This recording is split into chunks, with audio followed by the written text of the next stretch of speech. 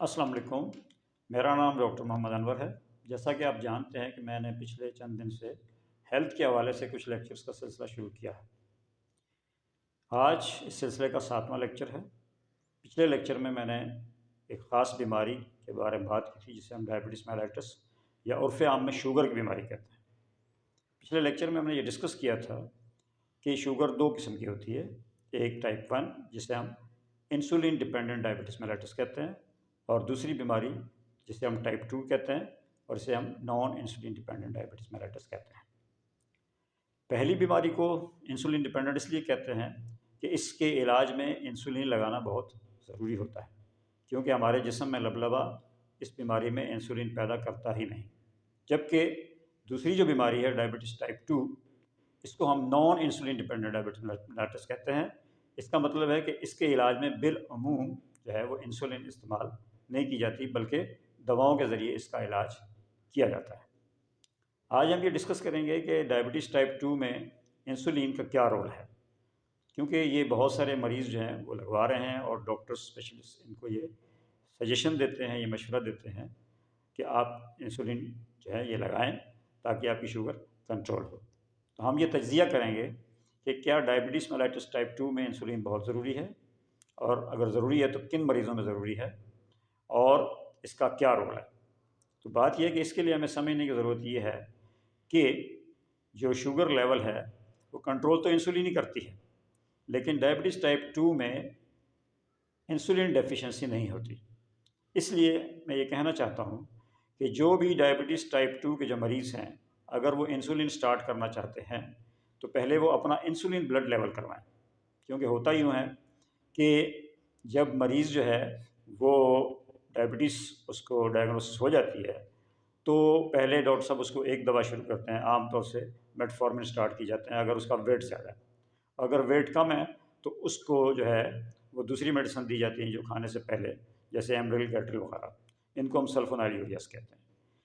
लेकिन शुरू में इन दवाओं से कंट्रोल होती है शुगर, और फिर आस्ता आस्ता ऐसा होता है कि बॉडी रेजिस्ट करती है और हमें इन दवाओं की खुराक बढ़ानी पड़ती है।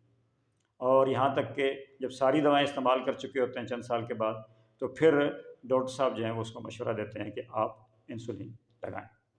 लेकिन मैं यहाँ ये कहना चाहता हूँ कि जिस पेशेंट को डॉक्टर साहब ने ये मशवरा दिया कि आप इंसुलिन लगवाएं, यानी डायबिटीज़ टाइप 2 के पेशेंट को, तो उसको ये चाहिए कि पहले वो अपना ब्लड लेवल चेक करवाए इंसुलिन का। हमारे यहाँ सारा ज़ोर होता है ये चेक करने पे कि इसकी शुगर कितनी है, फास्टिंग कितनी है, रैंडम कितनी है, 2 घंटे बाद कितनी है।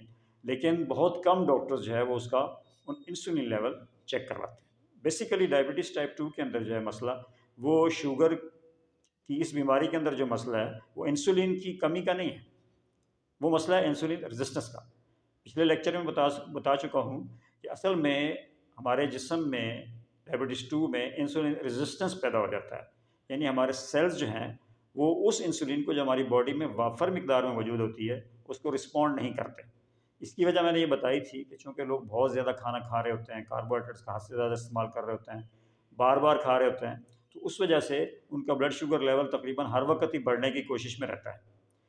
तो जो इंसुलिन है ये उस शुगर को जब सेल्स तक ले जाती है और बार बार ले जाती है तो सेल्स फेड अप हो जाते हैं। आखिर मेहमान आप कितना बर्दाश्त करेंगे?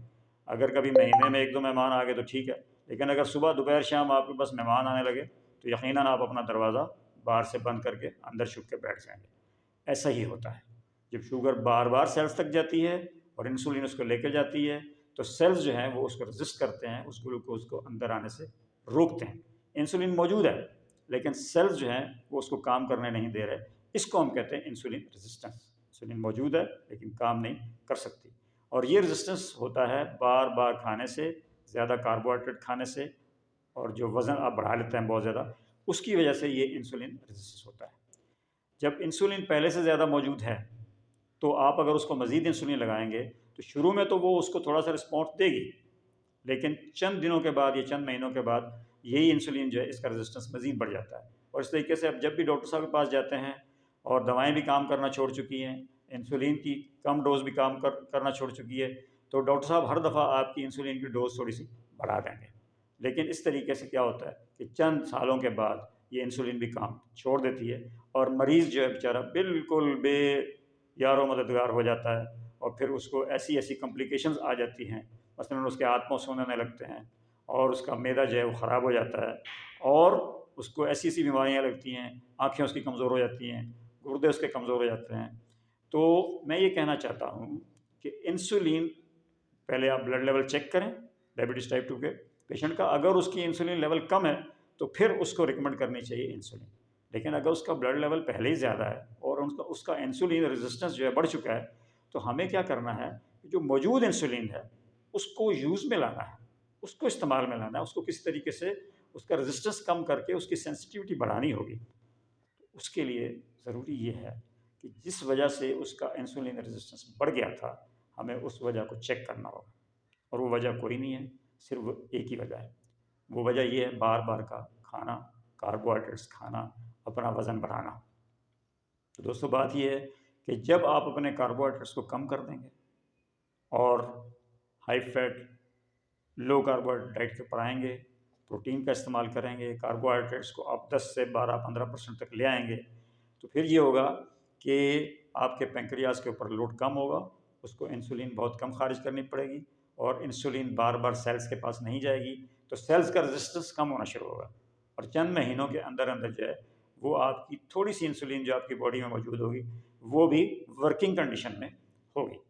तो जब तक आप इंसुलिन रेजिस्टेंस को कम नहीं करेंगे, आप जितनी मर्ज़ी दवाइयाँ ले लें, जो मर्ज़ी कर लें, उसके बगैर आप कभी भी डायबिटीज़ टाइप 2 से निजात हासिल नहीं कर सकते, ना इसको कंट्रोल कर सकते हैं। एक तो मैंने ये बताया कि आपको अपना कार्बोहाइड्रेट लेवल कम करना पड़ेगा खाने में। दूसरा, आपको अपनी इंसुलिन की सेंसिटिविटी बढ़ाने के लिए एक्सरसाइज़ करनी पड़ेगी।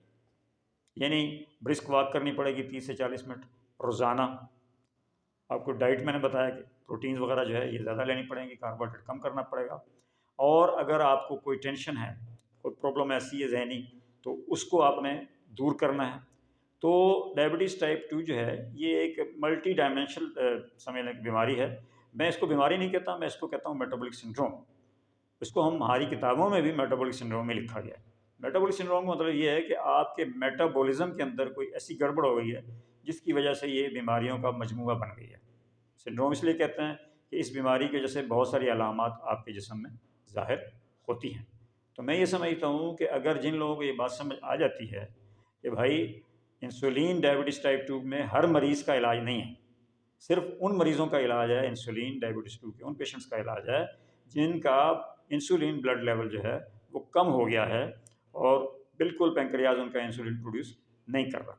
यहाँ मैं एक बात बताता जाऊँ कि डायबिटीज़ टाइप 2 के मरीज़ों में इंसुलिन बिल्कुल ख़त्म नहीं होती पैंक्रियाज से प्रोड्यूस होना, पैंक्रियाज प्रोड्यूस कर रहा होता है। इसीलिए तो ऐसे मरीज़ों को डॉक्टर जो हैं वो सल्फोनाइल यूरिया वगैरह और ऐसी दवाइयाँ दे रहे होते हैं जो पैंक्रियाज से इंसुलिन निचोड़ कर निकाल रही होती हैं।